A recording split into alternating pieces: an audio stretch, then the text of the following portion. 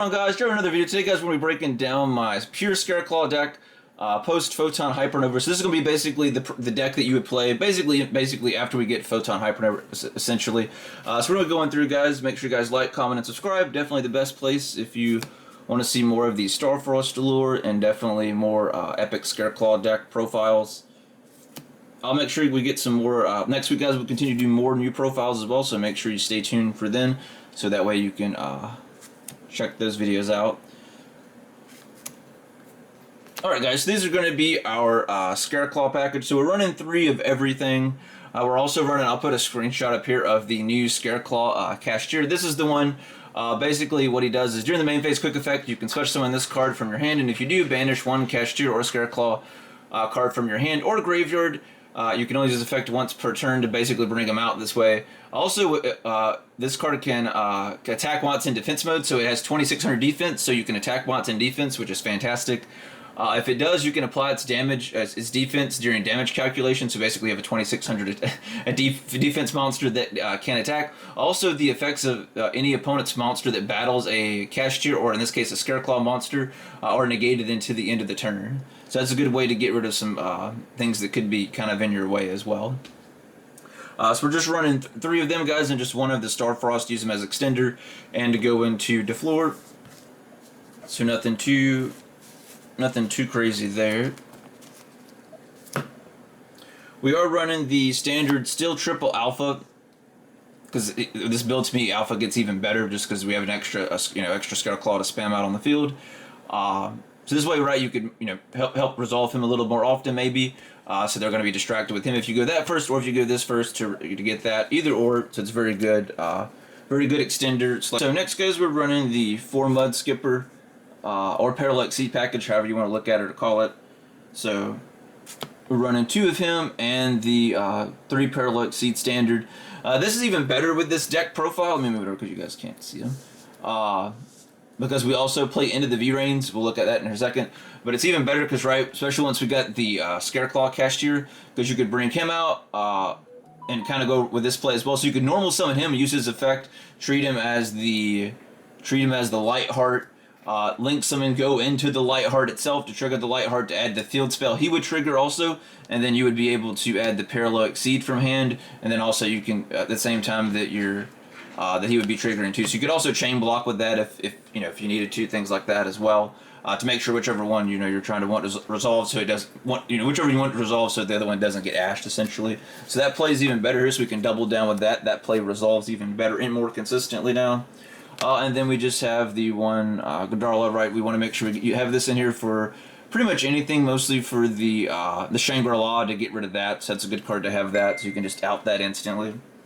Alright, so those are the monsters, guys. So for our spells, we'll kind of, we're playing 2 field spells. I'll just go through these real quickly so I can spread everything else out. So we have the 2, still going 2 Arrival, 1 Straddle, and then we have the new Defang guys, really good guys. So once we get access to that, that really will, that'll help out a lot. We've got the standard 2 Talons, because as you guys know, I love Talons help with breaking boards, or just standard drawing the 2 depending on, your potential situation. So now we have more of a board breaking card. So we're going to run, for right now, I think the 1 Dark Ruler is good, and then we'll go Book of the Eclipse.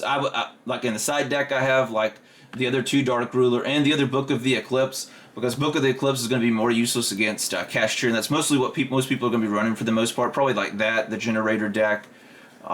We may even see more Scareclaw start to pop up as well, so I'm curious to see if that'll happen. We've got our standard, because I hate back row, so Lightning Storm and Harvey's Feather Duster. You could cut one, if you would just want to use the 1 Duster, that's fine, but as you guys know, I hate them, so I'll run 2 of each. I kind of expect some more Floodgate decks and stuff like that when we get there, so that's kind of why I'm still running 2 of them, and then siding some of the others.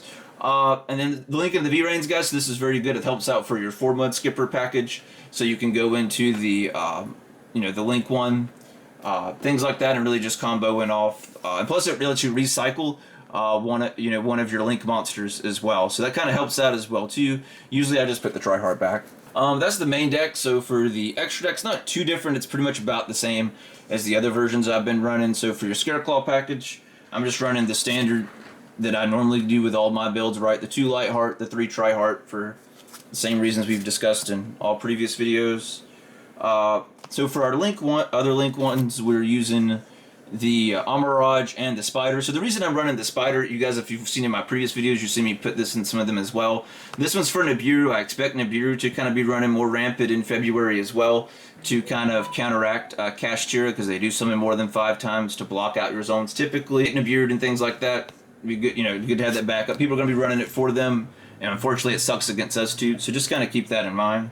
So that's why we have it, because it's good to run. I run Nibiru in my side deck as well. I thought about main decking it, but we'll try it just for the...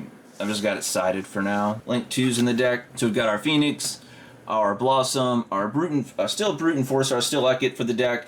And then we've also still got Asuma. So we've got her as well, because with them playing Kashtira, you can just bring back Fenrir, because he's Earth. So still pretty good staple, so that's not too bad. And then IP for, you know, just for good plays. We use it to go a Tryhard. Also have Arvermaxer in here as well, so we've got some bigger boss monsters in here. It's still the Underworld Goddess. I still like it for in case they get out some monster you can't get over, like Arvermaxer himself.